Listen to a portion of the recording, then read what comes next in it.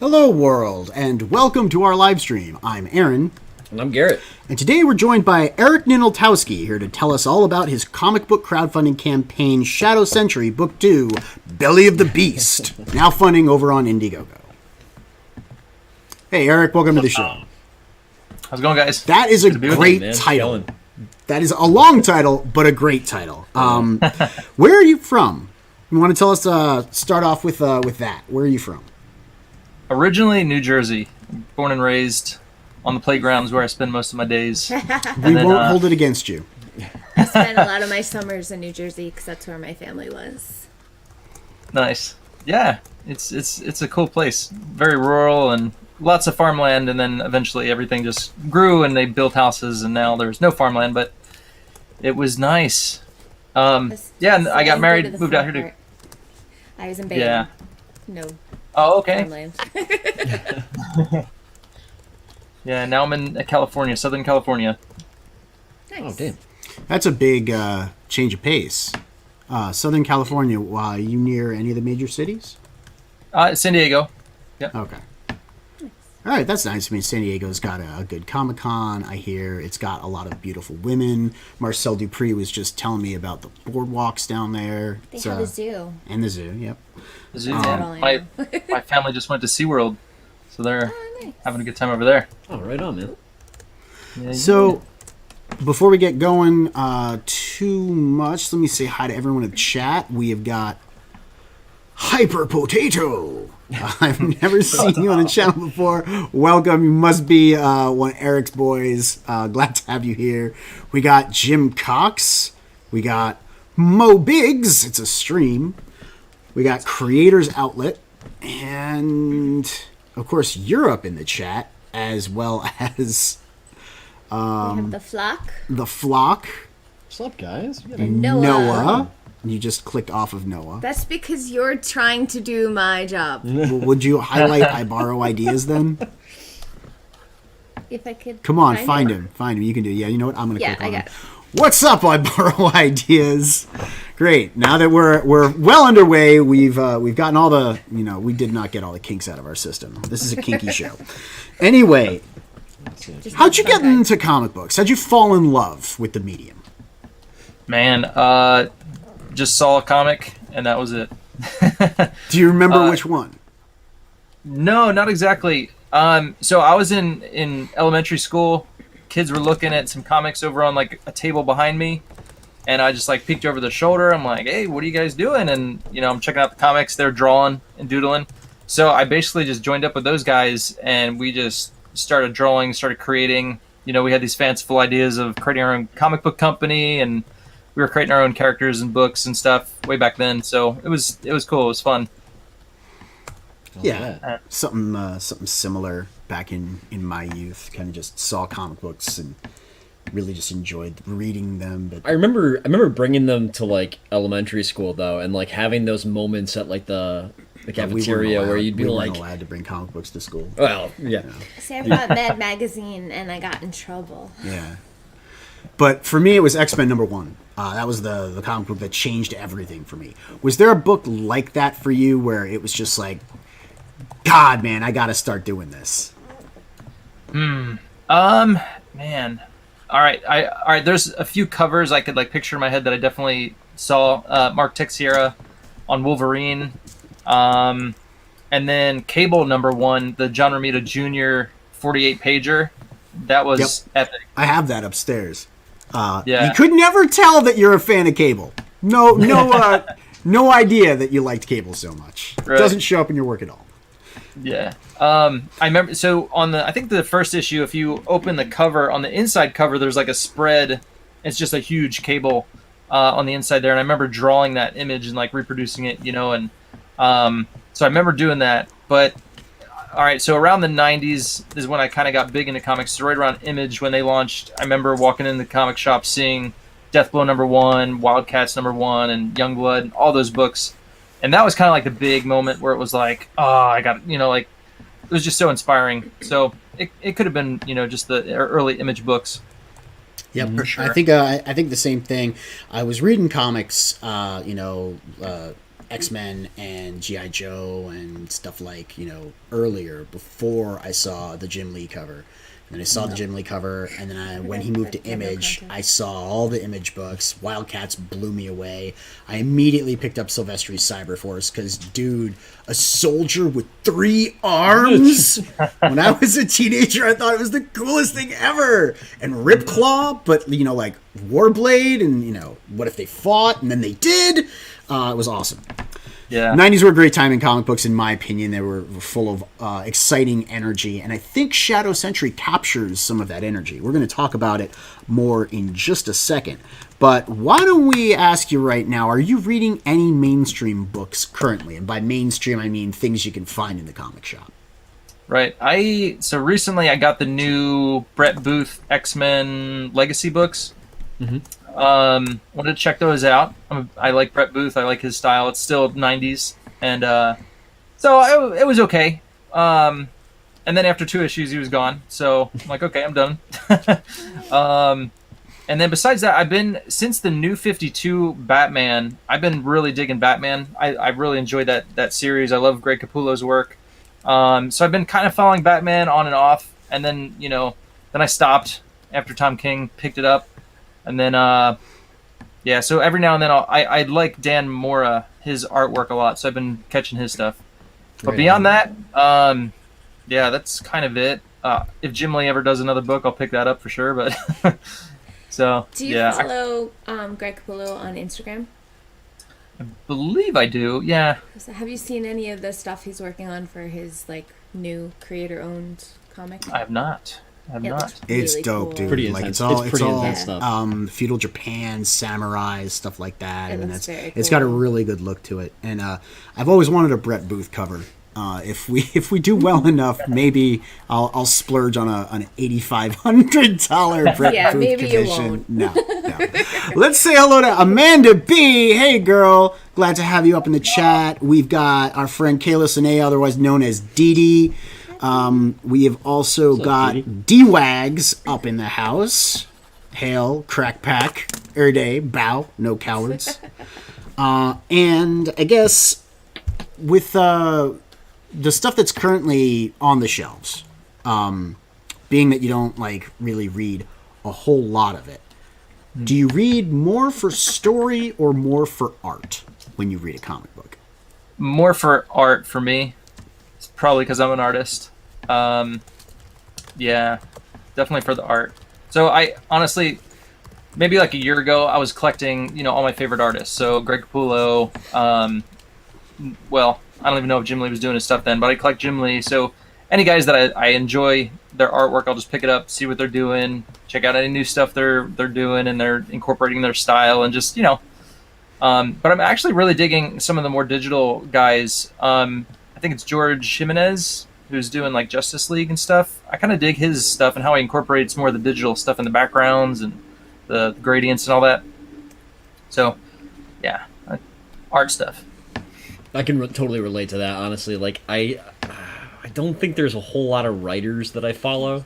I mostly follow artists. And any writers that I do follow are usually a writer-artist. So, because I think I have trouble getting into a comic book, and this is probably just, again, the fact that I'm most interested in pictures. I can't get into it if I'm not into the actual images. It's hard to get into the writing if the art kind of turns you off right at the onset. If there's nothing to look at, reading the dialogue to get 30 pages in to sort of latch onto the plot and be like, all right, let's see where they're going with this. I'm kind of interested. That's not going to happen if the art sucks. So I agree with you. But I do read more for story than for art, but that's because I like words and can't draw lines. Shadow Sentry seems heavily influenced by the 90s and early 2000s entertainment. What mediums do you draw upon for inspiration other than artwork and comic books? Do you draw on TV shows, movies, music, games? Probably more so movies. I'm not a big gamer. I don't have a game console. I'd love one, but my wife says no, so it's probably a good thing. I wouldn't get any work done if I had a game console. So, Dude, for real, it's a productivity sig. With a family of 4, like, yeah, it's just not happening for me. So definitely movies. Yeah, music. When I was like a teenager, like, yeah, I'd have to blast some Metallica and just kind of just draw and be inspired that way. But yeah, more so movies and just comics in general. That's awesome. You mentioned, or you bill Shadow Sentry as kind of being X-Men meets the Matrix, which is an incredible, I guess, just meeting of genres. Tell me more about your art. You know, do you have formal instruction or anything like that? Yeah, I did go to art college. I have a 2-year associate's degree. I went to a small college in Delaware. It was called the Delaware College of Art and Design.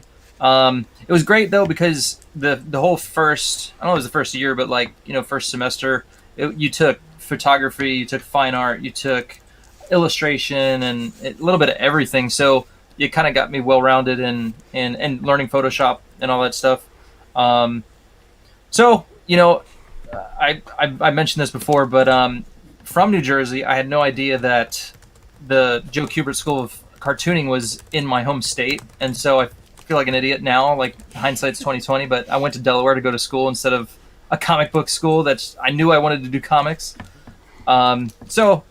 But either way, you know, I got a well-rounded education. Got a 2-year degree. I decided not to go any further, probably because I knew I wanted to do comics. So, just crazy story. I went to a Bible college. I met my wife. I only went for 1 year and I left. And then I moved to California after we got engaged. I got married, and then I found Alias Comics, who was literally like blocks away from my house, starting their studio or comic book company. And that's when I met Mike Miller.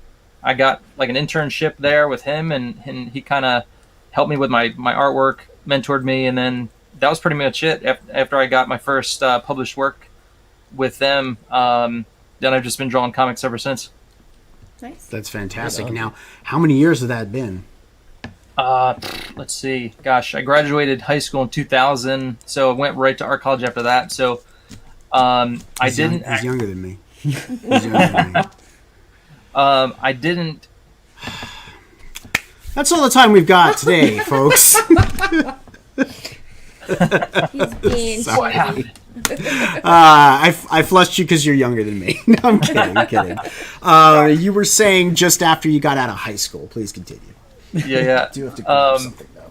Went to college after I got out of high school, and then didn't get going like professionally published and all that stuff until like 2006.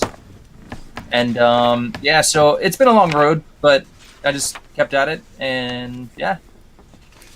2006 is, you know, as far as from the time that you got out of high school to 2006, right? Yeah. You've been making comics for twice as long. So, you know, more than twice as long, you know. Right? And my math is correct on that? Yeah? Right? Okay. So I really wouldn't say like, you know, it seems like you don't have a you know, storied history in comic book making. Do you have a day job?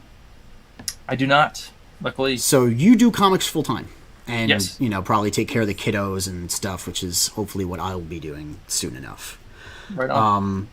Do you prefer doing pinups and covers or working on comics? Eh. I didn't do that. That was a total no. That was an accident. That was Scott, absolutely I don't an know accident. What happened there? I Sorry was about that. turning a page on jinxed something. me. I apologize. Aaron's not allowed to touch the I'm not. computer. I wasn't anymore. touching the computer. The comic was on the computer. I'm looking for a page while we talk. You know what? I'll do this later. If it comes up again, I'll go back to it. It was a musical reference. I wanted All to right. see if you'd like to. Where were we? I comment. totally forget your question now. I said, do you like drawing pinups and covers more, or do you prefer working on sequentials? Because sequentials can be hard. Yeah, it's definitely more challenging as an artist, but I'd go with sequentials only because, like, all right, take all your favorite 90s artists. What are they doing today? Like, very few are doing interiors. A lot of them are doing covers. And it's like, I want to see the interiors. I want to see, the stories. I want to see your beautiful art all over the book. So for me, I want to do interiors. Pinups are fun. Covers are fun. But tell me a story. That's what's going to get me interested in your stuff. So, what about you, Garrett? Do you prefer doing pinups, covers, or interior work? It's a tough question, man. Yeah, I don't think I have enough experience to say that I like one of those more than the others. I think there's something really exciting about doing in sequential interiors. Something that I think has been a challenge for me. I also went to art school. I went for painting. Trying to learn how to do sequential art as an interior composition is maddeningly difficult. Like, I've gone through Scott McCloud's books, and like he does a lot of really good breakdowns on where he talks about how you have transitions between panels. I've looked at a lot of different artists, a lot of American comics, a lot of European comics, a lot of Japanese comics. There's a whole bunch of different approaches to that. And even after having done this for a while, I still feel not as good as I could be in terms of like figuring out how to tell a story from one panel to the next. It's definitely a pursuit. It's a craft. It's something that you're constantly honing. It's I mean, honestly, I think one of the funny things is like just basic cartooning is one of those things that I think you need to look at as a comic book artist, because I think everybody loves doing a giant panel where you tell a lot of information, you do a lot of detail. But sometimes if you just fill a comic with those, it feels dead, or it doesn't feel like a story is happening. It feels like you're just kind of overloaded with information. Sometimes it's just little panels of just nothing, right? Yeah, sometimes you need to learn to break up the flow. Eric, I'm inclined to agree with you. I think I'm most excited by the idea of doing interiors, and it is kind of sad that a lot of the old school guys are no longer doing that, right? Yeah. Most of them are complaining on Twitter. So, to follow up on Amanda B's earlier statement, I'm a writer. I gotta make the funny jokes. I've got no other talents. To follow up on Amanda's point earlier, Shadow Sentry does look really exciting, and I've heard some really good things about it too. Why don't you take us into the world of Shadow Sentry? Where is it set? Set present day. It's the world itself. So you mentioned the X-Men, field, then the Matrix, and so I wanted to give. I love the thing I liked about the Matrix was there's a world behind our world. It's like the dual world idea, and so the supernatural. When you get into the supernatural, it's like, well, there's these unseen forces that are always at work. You have angels, you have demons. And so I love that idea, and so to play with that, and then also to give you the superhero aspect with the X-Men and having a team book, it was like, how would the forces of darkness, they're obviously always infiltrating our world, trying to, work their darkness and all that good stuff. So how would they infiltrate our world? On the news every day. Right. So I came up with the idea of when people have these near-death experiences, it's like they're stepping over into the next realm. They're going to the other side. But what if they came back and then Satan or God is giving them these supernatural abilities that they're like smuggling back with them into our realm? And so thus was born the Shadow Sentry. And so it's kind of a global thing where you have these different sectors. So there's the Shadow Sentry are only one piece of North America, but then you have the UK sector, and you have other heroes there, which you kind of get a taste of in book 1, where Noble is actually at the headquarters called the Ministry of Light, and you see Vigil, and you see these other characters. You don't really get to know who they are, but they're there, alluding to the fact that there's these other heroes all over the planet. And then you have the Hellborn, and to tie the whole story together, I came up with the idea of this kid Jason here. The Valora is holding the baby, so that is Noble. He's a Highborn, she's a Hellborn, and they had this child, and so the Vengeant and his crew, they're the Hellborn. They're after him because they want this kid for themselves, because they believe he's going to be powerful, being this child of a Highborn and Hellborn. And so, this pursuit ensues. Valora hides the baby. She hides him away, and then she, her power is to, create stuff and kind of magical, so she creates this illusion of another baby, and then she dies, and then, the baby disappears. Then you pick it up a little bit later, and, Jason has grown up, and then he kind of gets involved in this new world where you have, he has a near-death experience, and then, the Hellborn are after him again. Shadow Sentry find out about him through this angelic, intervention, and then, so they're both kind of after him, and that kind of gives you the basis of book 1. By the end of book 1, Bloodbane and Hopscotch find him again, and then, which leads us to book 2, and there's going to be this massive battle between the Shadow Sentry and the Hellborn, just kind of setting it up in book 1, and then you finally have this big massive clash between the two groups, and we kind of get to follow the story on that. It seems like a very I don't want to say simple, but a straightforward linear plot line with a really exciting finish.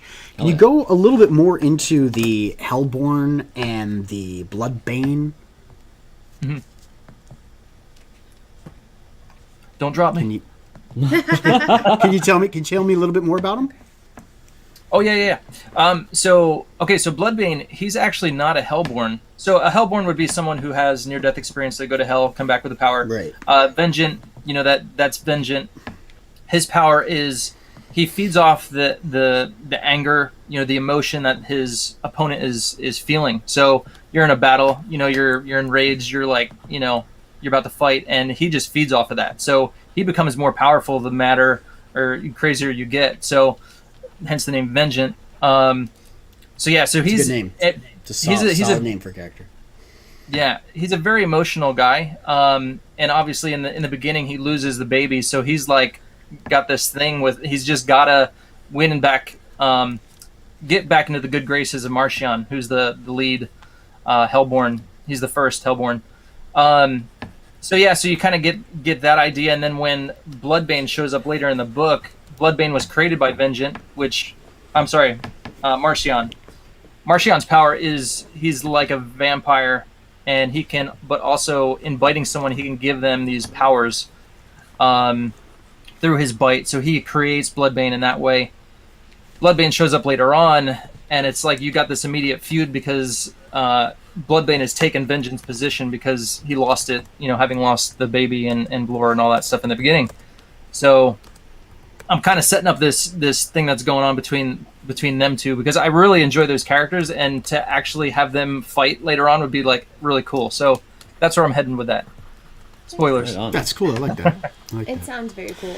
So I don't know if you know, but Mo Biggs in the chat has been developing the next astonishing IP to come through Comicsgate. It's called AR-15 Orangutan. I don't know if you're familiar with it. Heard of it? Yep. Seen lots of art. Yeah, I mean, it's going to be completely amazing. So many people are just, trying to push this book and get it made. I know Mo's got a lot of support. The script's going to be fantastic. I've submitted several drafts. He shot them all down, so it's going to be really, really great if he's not using me as a writer. Would you ever consider doing, I guess, the illustration work for it, or for Mo's new all ages book, Baby Seal, Navy Seal? I doubt I'd have the time, because I'm going to be working on Shadow Sentry Book 2 full time.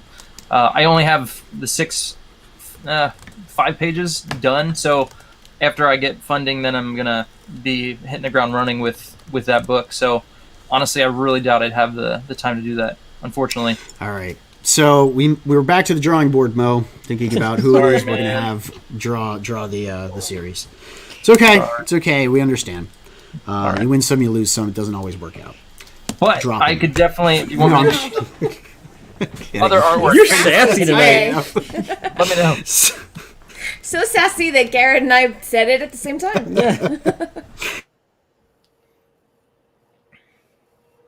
No.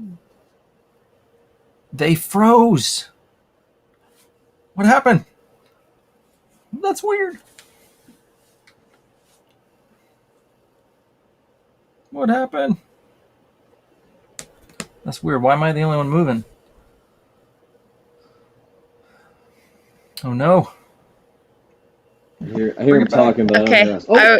Sorry, we've been having crazy thunderstorms. Yeah. So, So no, he you guys are not back. he pulled the Uno reverse card. Okay. There you They're go. almost back. Okay. You have to put yourself in the stream, though. That's how that works. There we go. Yeah, like we were saying, it's crazy thunderstorms out here. So No. He's a cyber ninja, and he pulled the Uno reverse card. a much more likely thing. Yep. It's And then she says, it's the Eric takeover. it's seriously. I mean, I made Revenge. one too many jokes, and he was like, "Nope, that's it, we're done." So no, I was asking you about the powers in the comic book. Like, I guess all of these powers derive in some way from the powers of hell or the after death experiences. Have you thought about like the power system? Is there hard magic? How does it work? Tell me your secrets. Yeah, honestly, a lot of the inspiration I got for the powers was just looking to like the Bible. So I mean, I think of Moses as like, not to demean Moses, he was awesome, but like this wizardly character. If you No, he picture totally him, was. You had the like staff, the big robes, Exactly. and he had a burning bush. It makes The sense. beard. I'm with you. Yeah. So, and all the stuff he could do, so you look at all those guys, all the prophets, they're doing these like miracles and stuff, but I mean, come on, they were like superheroes, right? I mean, it's And also then- true, kind of a near-death experience, being put in the little basket and floated down the river because they're out to kill you.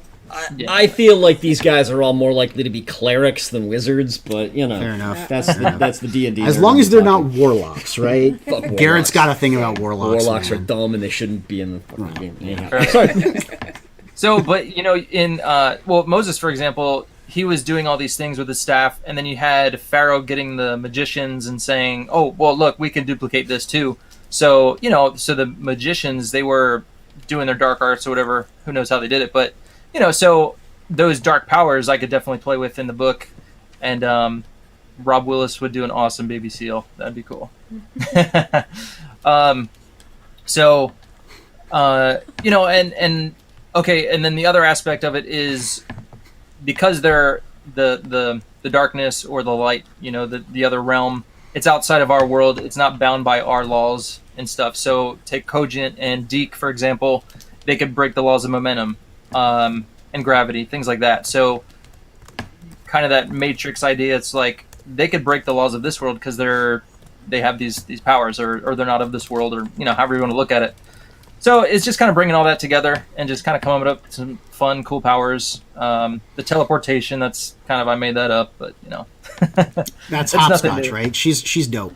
I really like it. Teleportation is my favorite. Yeah. If I could have any superpower, it would totally be teleportation. That's a great question, actually. Eric, if you could have any superpower, what superpower would you have?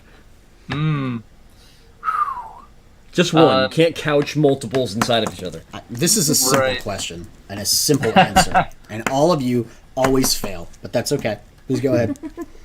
I want the power of what is it? It was funny. Someone asked my friend this in high school, and he had a great answer. His was, I want the power of what was it? Gosh, I can't remember. Anyway, I don't know. I'm bad at this. What does it do? Just what does it do? You basically impress upon people to do whatever you want. What's that called? Okay, so it's like mesmerism or I wanna mind say- control or Yeah. I want to say will intimidation. bending, something like that. Yeah, Yeah. you're all wrong. It's cosmic reality manipulation. That's the power you want because you just rewrite the whole story. Nah. Yeah. That'd be Nah, epic. No, I It's been One Punch Man. You get bored. I know. You but didn't even ask me mine, man. I was gonna say, I'm like, Garrett didn't say his. Yeah. all right. It's luck, obviously. Luck powers are the best powers. 100%. Because Give me the Gambit. writers can just have anything. happen. Well, no, because then whatever power you pick will undo you, because that's just the way luck rolls, man. You're right, Mo. I agree with you. You don't even know what he said. I don't know what he said. don't know what I he agree said. with Mo, though. So the story blends that 90s comic book feel with modern, I guess, genre-bending twists. Let's talk about the physical book itself. Do you want to load up the campaign for us? Sure. I'm not sure what you did on campaign number 1 because I wasn't around for it. Literally, I just got here. Why don't you tell me the differences between campaign 1 and campaign 2? Okay. There's not going to be a whole lot. The one thing I did do in the first campaign was I had a $20 book that was unsigned, and then I did a $25 book that was signed. I took that out of this campaign. I'm just doing the $25 one. It comes signed. And let's see what else. The early bird special was there on the first campaign. It was only $100. You got 4 covers, and then, well, all the covers, and then you got them all on metal. So that one's $125 now, since you're getting 5. Who's doing your metal? Fairy metal photos. Are they also the printer that you're using? Or is it a separate? Yeah, separate. Yeah. So I'm doing the black and white hardcover edition right now. I'm going through mix them and see how that goes. It's been a learning process, you know. It's a hardcover. It's not perfect bound and stuff. So yeah, so we're going to see how that goes. I'm considering using them. My first printer was a friend of mine. He's done a lot of books that I have, and I can feel and touch, and I know the quality. But, you know, he's like the middleman. He gets them printed in South Korea.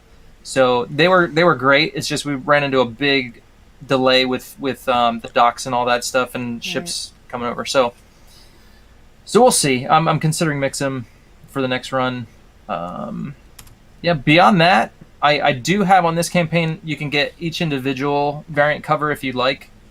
On the first one, I did kind of like the double where you can... did I do single? Oh, okay. I used the... where you can just kind of add which one you want. Like, you can just pick it, you know? They have, like, the drop-down menu, and you can pick which one you want. I just put them all on there. You can see them. Hopefully make it easier on people. So, yeah, it's been a learning process, man, because, you know... having a lot of perks and stuff, you want to get people what they want. You don't want to overload them. You don't want to make it too difficult. So hopefully this campaign is better. You guys tell me. Good. It looks good. I was saying that when I was looking at it before. I'm like, ooh, this looks really good. I have to say, I'm very excited about reading this one. Awesome. So you have 4 covers on this. Why 4? And do you want to take us through the covers? Because they're really dope. Sure. Yeah, and also I have the variant cover for book 1. So that's kind of like when I printed book 1, I overprinted and I did a whole totally separate cover. So that's like new to this campaign. So Is it because like you want people who did the first campaign, who got the first campaign, to still feel special, so that you can offer a catch-up tier, but you swap the cover out, and now people can still read the first book, but the people who backed the book on the first campaign have a different cover? Yeah, like if they wanted, if people from the first campaign, you know, if they're like, ooh, I like this new cover, they could totally get it. They can still get it. And it doesn't invalidate what they already bought. That's very smart. Yeah. All right, so the covers for this campaign, we got the regular cover by myself. That's a homage to X-Men number 3, which I'm sure you recognized. Yep. The big fight, yep.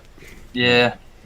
So for that cover, I was torn. I wanted to do either a homage to Wildcats number 3 or X-Men number 3, because the Wildcats number 3 had this huge battle with the Youngblood and the Wildcats, and that was drawn by Jim Lee and then inked by Rob Liefeld. So that was kind of an epic cover. There were feet. You could tell it was drawn by Jim. Yeah. So I went with this one. Came out great. My colorist is Carbon Graphics on my covers. He helps with the interiors as well. Next one down, we got Matt Cosson. He's got an awesome anime type style. He did an excellent job. I like this cover a lot. Yeah. I mean, I think like that's all my of them, favorite. but I think this one is my favorite. Mo picked out a name for you if you were going to draw the book, as a pseudonym. Okay. Sucks Eric is too busy to draw for me. I already had his nom de plume picked out in case he thought I was too controversial to attach his name to. Dude Bronus. I like it. Dude Bronus. So it's a 50-page perfect bound graphic novel, right? Do you want to let him finish showing the covers? Oh, I thought we got... No, so you only showed 2 or 3? Two. Gotcha. Oh, we were talking about the He has issue a very 1. short attention span. No worries. It's been a day, man. It's true. That's all good. I'll speed it up. It's been a day. So that one is Aaron Lepresti's. He did everything. He did the colors as well. Really, really beautiful stuff. Yeah. And yeah, I added the little light flares coming off of Glaire's power Nice. there. I like She that. looks like a little bit like White Queen. Probably just the all white and the blonde hair. But Yeah. I kind of get that vibe. Cool deal. Cool deal. Not a bad vibe to get. I dig it. And then the last one is Kanan White, and he did another amazing job. I love how he does the montage type thing, with just lots of characters Kanan's and really good. Yeah, that's not an easy task, man. Kanan's No. really good. Getting good montage that is filled, but that feels each character separate. It's tough. So you must have gotten this cover early, or a while ago. I hit him up early. Yeah. Yeah, hit him up early. Yeah. Smart. Finished up that good work. So I was gonna say before I realized I was being rude and stupid. It's a 50-page perfect bound graphic novel with those extra covers, including the early bird tier with the book 1 variant and the metal prints. Why did you pick the goal that you did and the price points that you did? Is there any specific way that you were thinking about that? Yeah. So for the first book, for sure, I knew, okay, how much is it going to cost for me to make this book? Like we said, I don't have a 9-to-5, so this is what I need to pay for my time, I guess you could say. So I knew I needed 10,000 at the least. It was kind of like 15 was okay, I won't have any, it'll pay for everything, 15,000.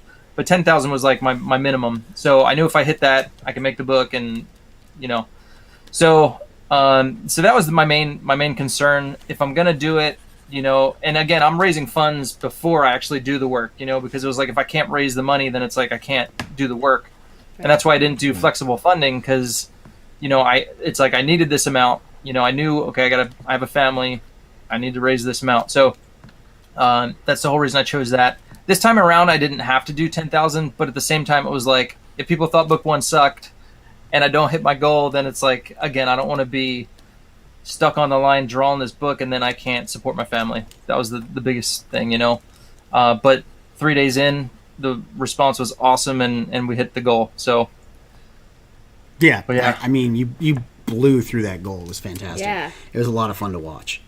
So you also have other tiers on this campaign, right? You've got a couple sketch cover tiers. Now, what's the deal with those? Is there a special book jacket or something that I saw?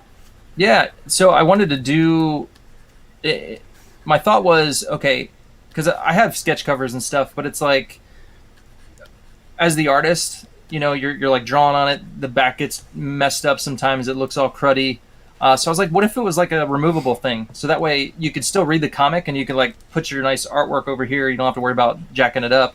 I think it's really smart too. Yeah. It's a really smart idea. I haven't seen that done before. So you're really innovating on that.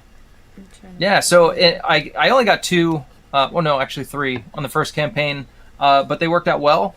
I had a local printer print the actual paper that I was drawing on, so I knew it was the perfect size and all that stuff. So yeah, it worked out well, and I'm going to do the same thing this time around. I am doing the perfect bound, so I actually have to score it myself and bend it and fold it and attach it and all that. So, but yeah, that's how That's I'm got to be doing. worth it, though. I mean, honestly, perfect bound feels so much better than a Saddle just a stitch. saddle stitch, right? Yeah. Staples. Yeah, it feels And good. I think if you're supporting 50 somebody, pages too. You know? well, That's not an honestly- easy saddle stitch. I love floppies, but Also, I don't think you could do it in saddle but stitch. if I'm It's got going multiples to of be 4. supporting somebody who's You doing could, a but- passion project, I'd rather see them put out something substantial, if it's possible, right? If you're only putting out a few pages, I mean, I can see how that's, you can't really actually do a perfect bind on it, but like I'd rather have something that I can show off on my shelf. Yeah, you know, absolutely, I completely agree with that.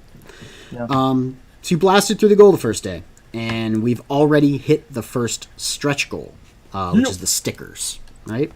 I like stickers. And you did another tier, the drawn-in tier. Now tell me about why you did it differently the second time from the first time. Good question. Yeah, so the first time I did create a character or do have yourself drawn in the book. I did 2 of those. It's funny because the same guy got both of them. He's a friend of mine. He's a writer. He wrote this other book I was working on with him, Samson.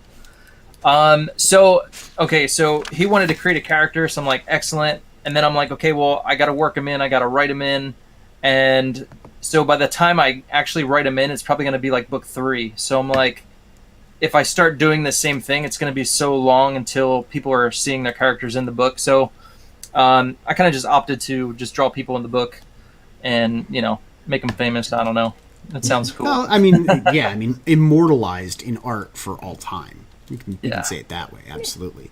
I love the create a character in the book tier. It's one of my favorites. I almost always go for it because if a book looks cool and I'm already backing it and I want to get involved more, it's something that gives me a way to access the story. And I guess that is the coolest thing in crowdfunding comics. There is no possible way you could ever go to a comic shop, slap your $5 on the table and be like, that's right, Jim Lee, write me into your book. You know what I mean? True. One of the coolest things about being part of this community is being able to be a part of it. So I like you did that on the first one. Disappointed you didn't do it on the second, but I understand. Yeah, I might bring it back for sure. But like I said, it's kind of like I have the first story arc in mind, so anything extra is going to be like a separate book kind of deal, which I do want to do. I'm thinking about doing I was going to call it issue 0, but it's going to be a few issues, so it's probably just going to be like Shadow Sentry Origins, and I might do that down the road very shortly. So if I do, man, I'll put another tier on there in the future for you. Nice. He'll snatch it up. I couldn't think of the word. It wouldn't come out of my mouth. I will get that tier, absolutely. Wow. So you've got the other stretch goals. You got the trading card, and you give backers over $100 a fold-out poster. Now, this is something I've never seen either. I've never seen, I've backed a bunch of campaigns, but I've also only really been backing since, I'd say, last year. So when I say haven't seen, this is something that may have been done, back in 2019. But none of the campaigns that I've backed recently has had this. If you back $100 or more, you get an extra thing. Why do that, and has it been effective? This is the first campaign I'm doing it on, so we'll see if it's effective. So the first campaign, I didn't have anything like that, and the purpose of the stretch goals, I think, is to get people excited and let's hit that next goal, and then it's like, well, I wanted to just do a little something extra for those people who are backing at higher perks. I saw somebody else do that, and I was like, you know what, that's a good idea. It's just a way to reward people who are going the extra mile, I guess. So yeah. Do you think we'll that would at all stoke resentment in the people that are backing at a lower price point? I don't think so. Okay. Yeah, I didn't back at a lower price point. I hit that special, that collector's special, and I was like, boom, that's mine. Oh, it just so happens to be exactly the right amount to get all of the extra goodies. The incentivization is real. Let me say hey real quick to Derek Clay. Frog G snuck in earlier. I was remiss in not greeting him, as well as Neostar Productions. The Riser Man is amongst us, everyone. Glad to have you here, guys.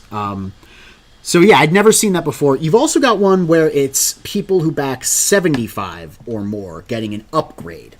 But people with 100 or more get another goodie. So you are making sort of distinguishing price points for these things.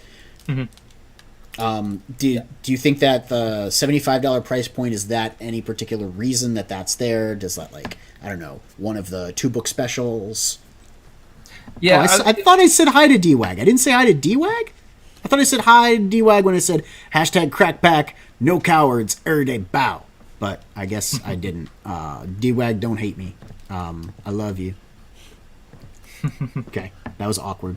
Anyway, I was saying the thing about $75 price point. It was, I guess, because 100 is pretty high, and I only have right now, I think I only have 1 or 2 that are over $100. So, and when I'm thinking about this, I'm thinking including the shipping. So if someone gets something that's $50 and they're overseas and they're paying a bunch of shipping, and they cross that 75, point, it's like, well, cool, they get an extra goodie too. That's a good idea. Yeah. I like that. Because I did have, when I was going through, you get your printout and you're going through all your backers and you're getting ready to fulfill. So it's like I had people who were backing lower, but their shipping and stuff was, or add-ons, they're adding add-ons on the back end. So they're spending over $100. So I'm like, you know what? Let me reward them, like I'm rewarding everybody else that's spent over $100. So a lot of times people are getting over that amount. They might not even be trying, but they're getting over that amount. So I just was like, all right, let me. You're already hitting it. Yeah, let me give them some extras. That was it. So you've got trading cards. Oh, I'm sorry. What'd you say? I just said that's nice. Yeah, it is nice. That's all. Okay. So you've got trading cards. You've got the 6x9 print. You've got the poster, the like fold-out poster, pretty much, of the extra cover. What's the goodie going to be? Or are you keeping that secret on purpose? You kind of divulged everything else. What's the goodie, man? For which one are you talking about? The backers over For 75? at the $75, the tier where the $75 backers get an upgrade, or the book gets an upgrade, and the tier where the high rollers, the $100 backers, get a goodie. Yeah, it says a goodie. I thought I said it's a goodie. I could be wrong. Yeah. Scroll down past 30K. Might be there.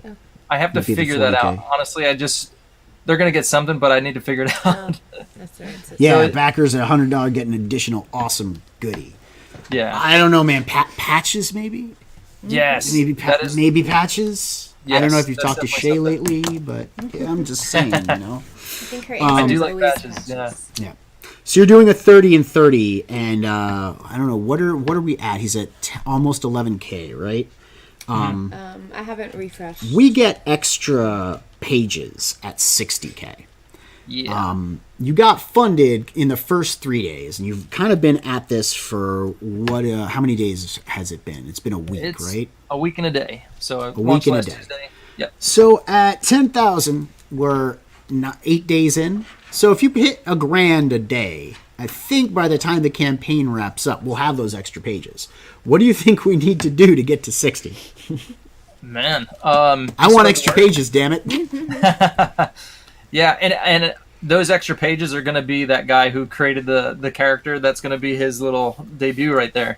Now I'm conflicted. Because he's jealous. I'll be jealous. Yeah, but if he gets through it, then he can get to adding more that's people right. in. Right? Maybe. Sooner. Yeah. You can get. So I got 158 backers. So it's just getting in front of as many people as you can. If people don't know about the campaign and they like this kind of stuff, they just need to see it maybe. But yeah, I'd love to double what I did last campaign. I did about 26,000. So I mean, my goal, like personal goal, is like, let me double that. So I just, I need to get more backers basically.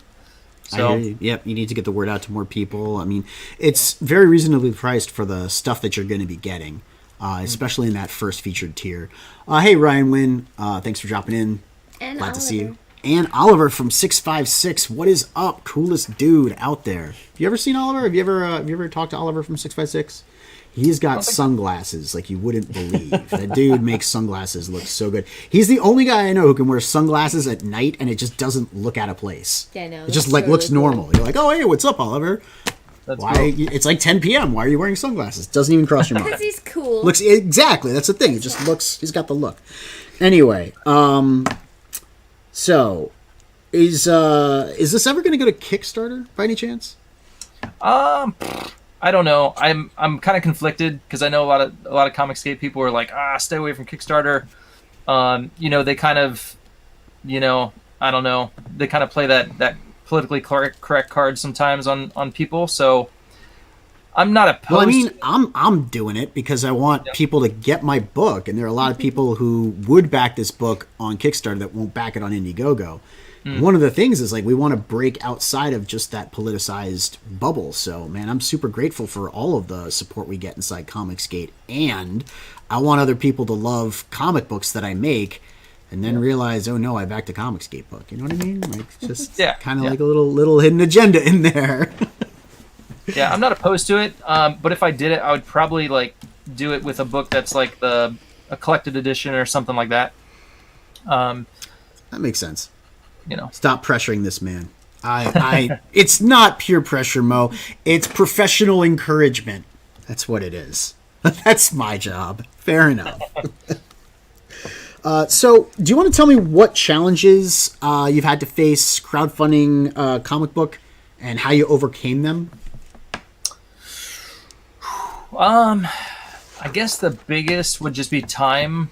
You set your fulfillment date. I set mine in August of last year, and I fulfilled in April of this year.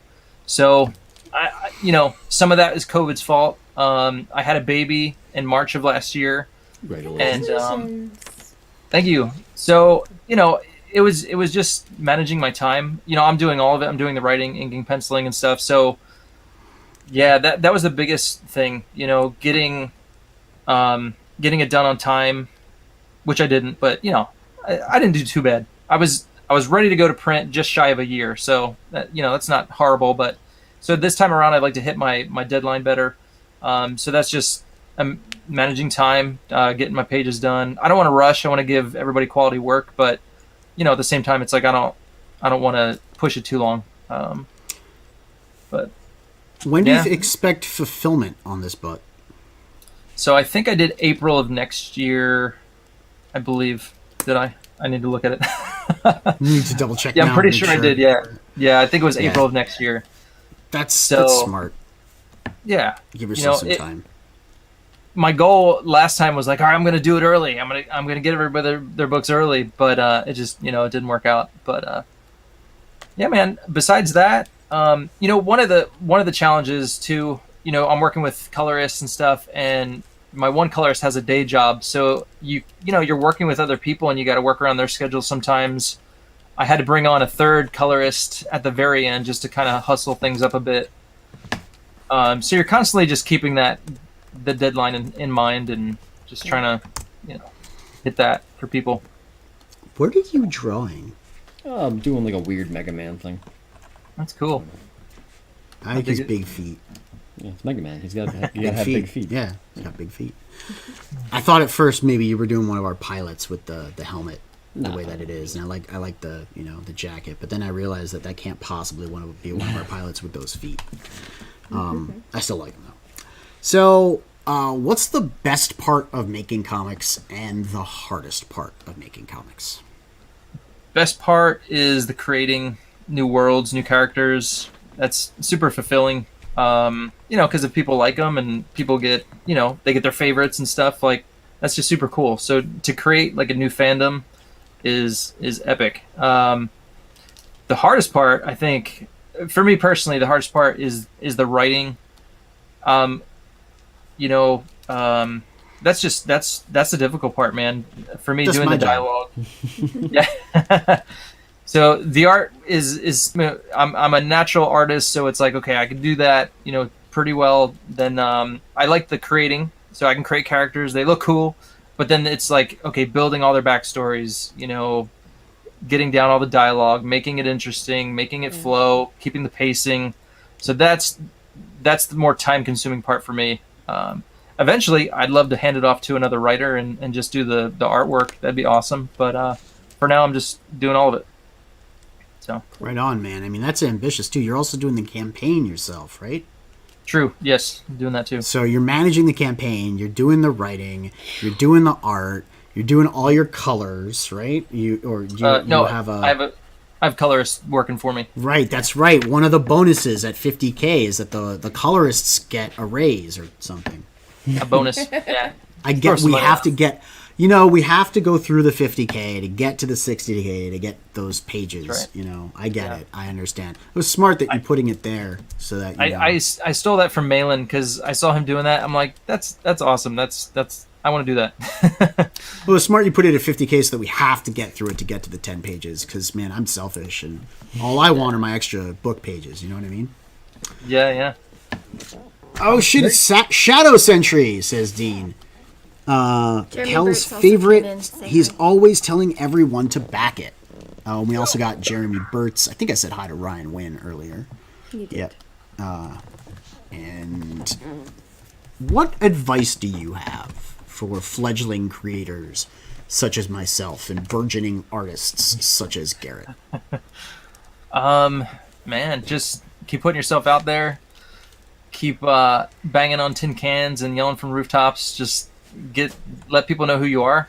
Yeah, and then start creating. I think once people see your work and see your final product, then it's like, all right, this guy's good. This guy's knows what he's doing. And then from there, I think you just more people will take to you. More people will back your stuff, and You got it back. there you go. Yeah. Well, let's take a look at what we got. Okay, I have to So refresh. we do not have a Bancroft bump Hold on this channel. Let's refresh our But- 918. Yay! Oh, we got you to 11.3. Right on. Sweet. Awesome. Yay! Yeah. Did a good job there. Oh yeah. Thanks, guys. Thanks, Thanks for helping Eric out, getting Shadow Sentry closer to that 10 extra pages goal at $60,000. We can do it if we really try. Artists Yeah. or colorists Together. get bonuses too if you care about that kind of thing. Also, I mean, I want that pull-out poster and the goodie. I got to know what that goodie is. So, is there anything else you want to tell people out there, maybe where they can find you on social media, even though the links are all already in the description? Sure. Yeah, I do have a YouTube channel. If you're a fan of art, I do Fan Art Friday every Friday. If you're the first to comment with the character, I'll draw the character live, and you get it. Just pay me some shipping, and I'll send you the original artwork. So, I do that. people just lurk in that room? Yeah. Sometimes They like sometimes go in they- Thursday nights and camp out. No, Always none of always that. give your colors Not to yet, the at bonus. least. No. So as soon as the show goes live, whoever is the first to post their character, I draw that character. Gotcha. So Okay. yeah, so that's fun. Otherwise, you can follow me on Twitter, on Instagram. It's Eric Ninaltowski Art. If you want to link or go to ericninaltowskiart.com, you'll find all my links. And beyond that, I think that's it. You have a Yeah, red right on. bubble? All right. Well, I think That in there too. we got what? I said you have a Redbubble store. I put that in the description too. Oh, right on. Redbubble. I got some What cool kind- What's he t-shirts, selling? man. Redbubble. Yeah, they are cool. Sells t-shirts. Yeah, I That's actually what we're gonna have to I have. left it open on your computer so you could go shopping. That means that I paid attention to it. yeah, No. I know.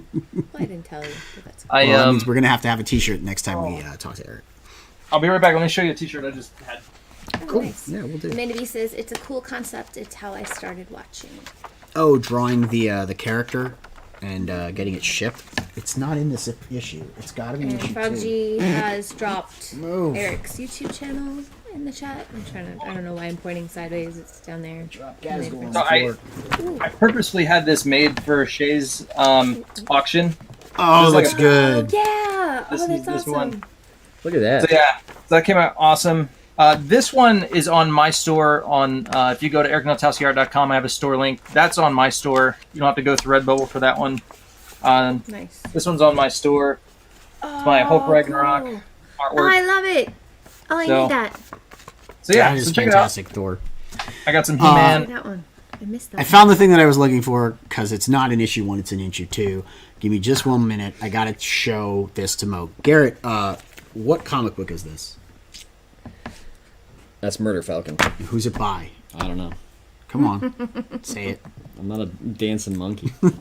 You can do it. I believe in you. It doesn't count. We can't tally it if you don't say it. So I don't know if Mo can see it, but real close. I'm going to get in there. It says, how can you say Saint Anger is a good album and still work here? I just wanted to shout that out to Mo earlier because he said something about Metallica Yeah, now and you messed Saint up Anger the focus. being oh, great. I messed up my focus. Well, it's a good thing that this is the end of the show. And the artist Daniel Warren Johnson. There it is. Great. So we added to the tally. I don't think we can get through a single show without ever, saying his name. Thanks. But that's going to be it for all of us here at Global Frequency. Thank you so much for coming out and watching our live stream. Don't forget to like, subscribe, click the bell for notifications. And tune into the frequency. We'll see you next time.